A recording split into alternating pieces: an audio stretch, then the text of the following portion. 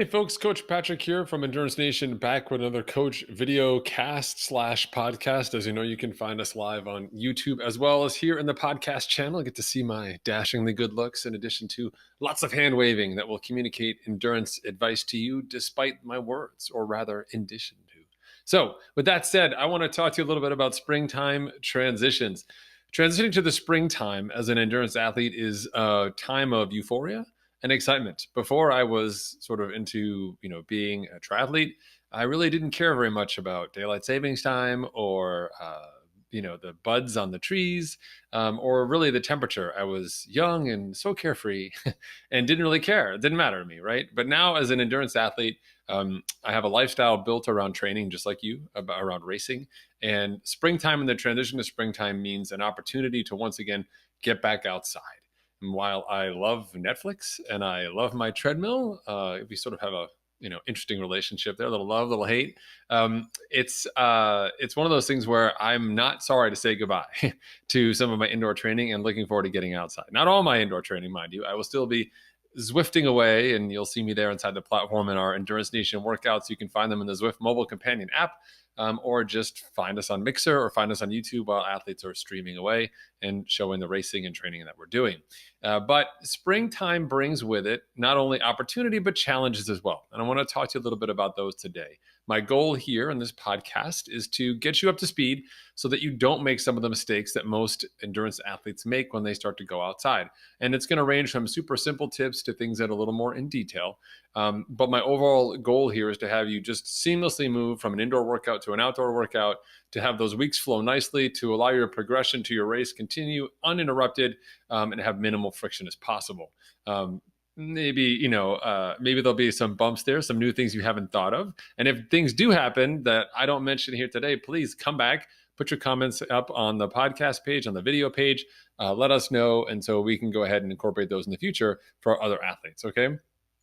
So the number one thing that I think most athletes struggle with when they get to the position of dealing with transitioning to the summer is what it means to transition into the zones, into your new zones for the winter.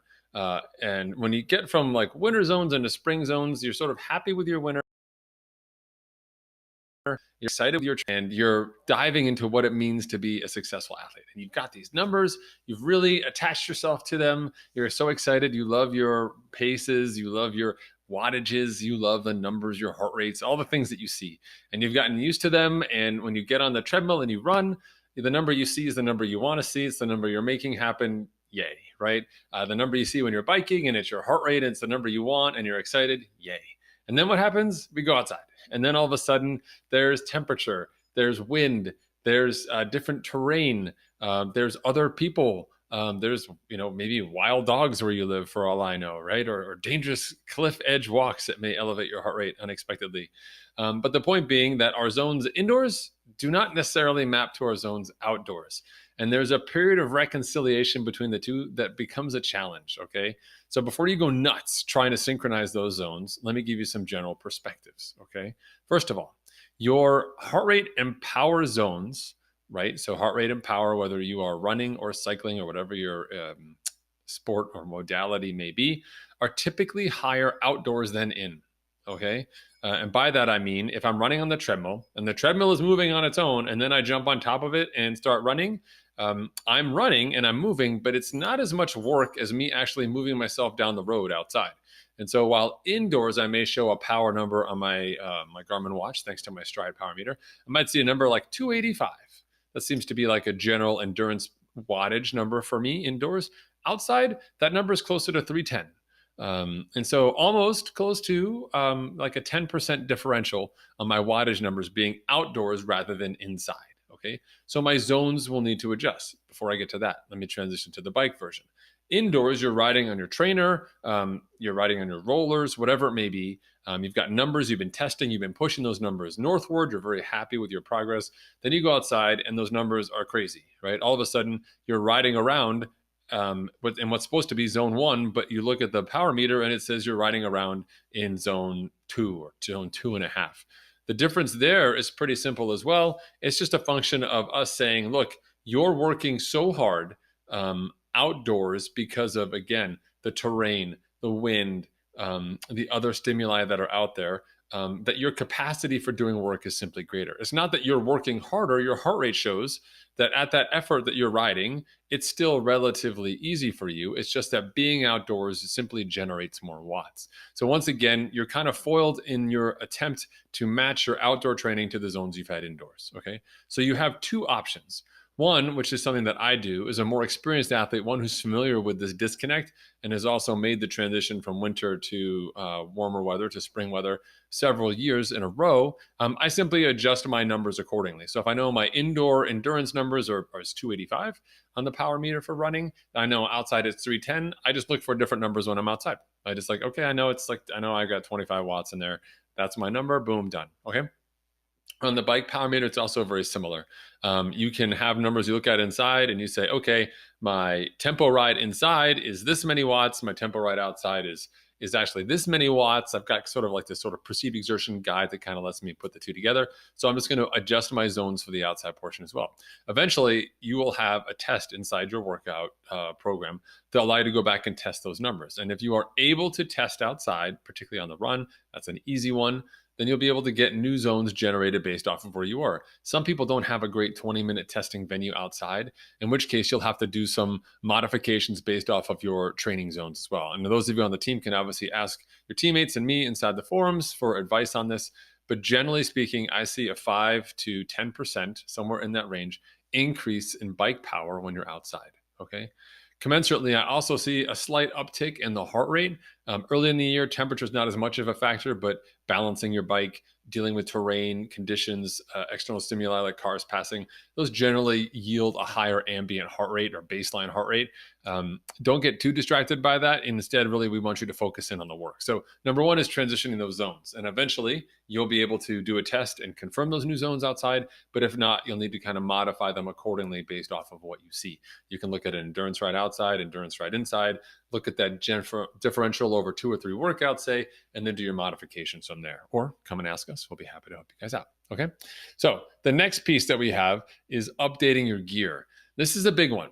Updating your gear happens on 2 levels. One is just from year to year to year, right? Okay, now I'm in my next year. I'm going to be faster. I'm going to be stronger on the bike. How am I going to handle my bike workouts? Oh, one of the things I'm going to make different about this year is I'm going to new wheels, or maybe I'm going to a new rear cassette, or whatever that may be. You've got an upgrade planned annually. The winter time is a great time to do it. And if you haven't done it already, get it done before you head outside. There's nothing worse than just getting so excited to get outside. You get outside on your bike, and every time you ride, you say, oh my God, I've got to fix that. Oh my God, I was going to do that. Oh my God. And by the time it's like July, you still haven't done it yet because you're just so excited to ride. And the last thing you want to do is get rid of your bike so you can't ride. You're still indoors. Now's the time to do it. Get your bike to the shop, not crowded right now. Shop in July, very crowded. Take it to the shop, get it done, whatever you need, or call VeloFix, our good friends there. They'll come to your house and fix the bike right away for you. But if you have sort of that macro level change you need to make, now's the time to do it. But similarly, on a lower grade level, there's other things you can do that are really important too. Okay. So number one is take a look at those running shoes and see how you're doing for mileage. People generally don't feel the mileage indoors as much because the treadmill is a little more forgiving, but definitely when you get outside, you'll know if those shoes are still good or not. So if you don't know about the shoes, go back, check your mileage and see where you're at. Have you hit your mileage threshold where these shoes are probably not so good anymore? Why don't you order another pair now so you have them coming? So if you do start to experience some run aches and pains or some discomfort or just general unhappiness with those shoes, you've got a new pair waiting in the wings. You don't have to wait a couple of days to get a new pair, right? Similarly with the bike, those of you who've been riding indoors, especially with a wheel-on trainer where the wheel has been kind of rubbing against the training unit and as a result has worn down that tire, definitely want to get a new tire on there ASAP. It's just not worth it to get outside with a tire that's been really worn down and suffer millions and millions of flats, okay? So if you've got macro level gear changes to make, now's the time to do it. If you've got stuff that you've used a lot in the winter but may not be showing the typical wear that you would experience when you're outside or the effects of that wear that you would normally notice outside, now's the time to get those things changed as well. Super duper easy, okay? Another piece of gear that usually comes to be important in springtime is just having some of those, wind vests or layers of clothing. That's really important for me. I really enjoy using like base layers. I've got some really great lightweight base layer material that I use.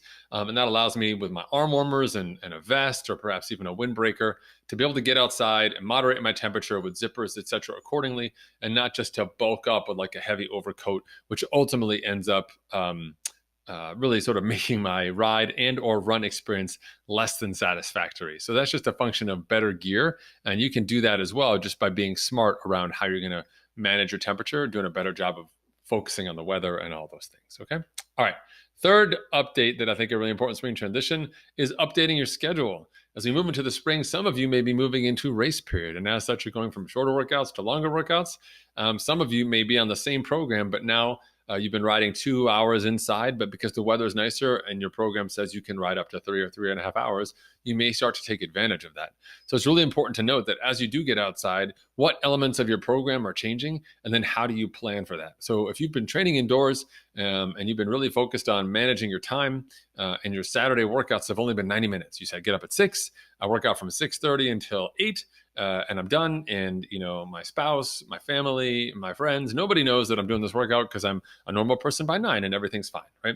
Well, all of a sudden the weather turns in, it's nicer outside and you want to get outside and ride 3 hours, and you probably need to, depending on the type of event that you're doing. Well, all of a sudden your family's like, hey, you used to be done at 9. Now you're done at 11. Like, that's a difference, right? All of a sudden, who's driving little Timmy to practice? All of a sudden, no more sitting around and reading the newspaper together at the coffee shop. There's some different expectations there, and it's important to take a look at your schedule and figure out a gradual transition. We don't want to go from 0 to 60, especially inside Endurance Nation. If you're changing from training plan to training plan, we want to have a balance there. So maybe if it says the program for the weekend says 3 hours, but you've only been riding an hour and a half indoors, maybe that first weekend we go 2:15. And the next weekend we go 3. You can easily ramp up that quickly on the bike. On the run, you may need to be a little more cautious, although perhaps with the run, you've been a little more diligent about doing those long runs outside.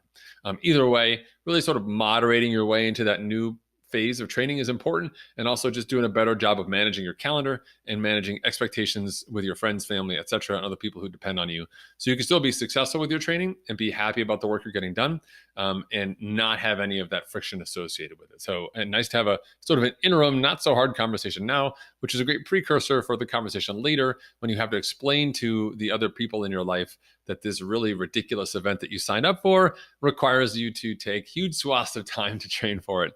And hopefully we can offset some of that with some great training and resources inside the team. But there's always that moment of realization when the people in your life come to terms with the fact that, oh yes, you have loaded up on this event. That means quite a bit of commitment, I guess, in those last couple of weeks. Okay. And then the final and fourth element that I wanted to talk to you about today is your nutrition, updating your nutrition. If you've been a good doobie and you've been listening to Coach Patrick, a lot of your indoor training has been very similar to what your outdoor training looks like from a nutritional perspective. So you're still eating, you're still drinking, you're still fueling yourself, you're having good workouts. But that said, many athletes, and I know some of you are listening to this podcast, start training indoors and you say, it's kind of cold in my garage. I'm not sweating that much. I'm not so thirsty. I don't need sports drink. There's a bottle of water down there. If I need something, I'll take a sip. In terms of eating, when you're outside and you're pushing some big numbers or working hard or riding long, you might say, yeah, you know what? I will have a power bar an hour. Like, I get hungry and I need it and it's hot. I'm just burning calories. I need it. But inside you're like, it's just 90 minutes. Like, who cares? I don't need to eat anything. By the time I think about eating something, it's about time to get off the bike, and I might as well just get off and eat something far more delicious. You've probably fallen out of touch with the baseline nutrition program that's going to give you success during the year, which is fine. It's normal to have transitions, and it's kind of nice in a way to have a more relaxed winter period without getting too, dorked out about the details. But that said, it's high time you get back on that program, because we need the comfort with the plan. We need the consistency of the nutrition such that when you're out there riding and racing, just based off of how you feel, based off of the clock, that now is the time to drink something, now is the time to eat something. That fluency, that sort of second nature element is really important. Many athletes head outside and they are vastly underfueled, underprepared. They don't even have food in their garage. They go outside like, okay, go for a bike ride. I've got my bike, I've got my phone, I've got a wallet, I've got my bike shorts, I've got a route, I got a flashing light, I'm ready to go. Let's go do this ride. And then after half an hour, they're like, gee, I'm kind of hungry. And they're like reaching around and they're like, seems like I don't have anything left in my pockets, or that rather I didn't put anything into my pockets. Now what do I do, right? And then you got to stop at a convenience store and try and grab some food. So do yourself a favor, take a look at the nutrition stash down in the basement or the garage or your training room or whatever, and order up the stuff you need to make sure that you can rock and roll for the next couple months, just rolling right into it. Of course, your nutritional needs may change based off of your diet, based off of weight loss, based off of conditions, based off of the type of race that you're doing. Ultra runners, for example, have very different nutritional needs than someone who is just a sprint triathlete. So hopefully this is the time where you can kind of start buttoning that up, start getting a little more in order, tightening down the bolts so that we can use the first couple of weeks to refine it. Be like, that's right, I do need a little more food now, or don't think I need as much fluid just quite yet. It's, still April, still March. Maybe in May or June, I can go to, 2 bottles an hour. I can stick with 1 for now. That nuance going through the process is important, and it all starts with a baseline. So bust out that nutrition plan. Let's dust that bad boy off, take a look at it, and start implementing it so we can go forward. So to recap for you guys, as you do head outside, there's a variety of different things that come into play and are really important for you to consider as you go through the rest of your year. First part is transitioning your zones, whether you do it manually with a test outside or you just swag it and figure out what that transition should look like and micro adjust your zones accordingly. Either way, make those changes. Second part is updating your gear, whether it's macro level new gear, implementing something bigger into your overall system, or upgrading and just doing some maintenance work. Either way, we want to get that done before we head outside. Third point is updating your schedule. As time for training and interest in training and weather changes, and good God, you just want to get outside and ride, then you'll still feel some friction on the home front on your basic schedule. And now's the time to start planning for that and making sure you can set appropriate expectations and also, not just add time for the sake of adding time, but making it be valuable. So working on that process together with your significant other is important. And then finally, let's get those nutrition plans out and get them rocking and rolling again. Now that we're training outside again or moving to that transition, it's important that we do stick with our nutrition plan. We can't simply just get off the bike or get off the treadmill in our basement or garage or training room and just go downstairs to the pantry and get something. We don't have pantries when we ride or run, although some of you may carry enough food to fill a pantry. We don't typically have it. And so now's the time to practice it, refine it, make sure that it does still work like it did last time, and that you feel better about the process and that you're prepared either with equipment or timing or just better awareness so you can do a better job of managing your nutrition, staying on point, and having great workouts and even better recovery. Okay? All right. Awesome. Thanks so much for tuning in, folks. Coach Patrick here from Endurance Nation, another coach video /podcast. I hope you enjoyed it. If you got feedback for me, go over to the show comments. You can do it on our podcast channel. You can do it over on our Facebook channel at facebook.com/Endurance Nation. Let us know what you think. Let us know what your questions are. I'll be happy to answer them, interact with you guys. Anyway, whatever it is, I hope spring is right around the corner for you. You're super excited. I'll see you guys outside on the open road.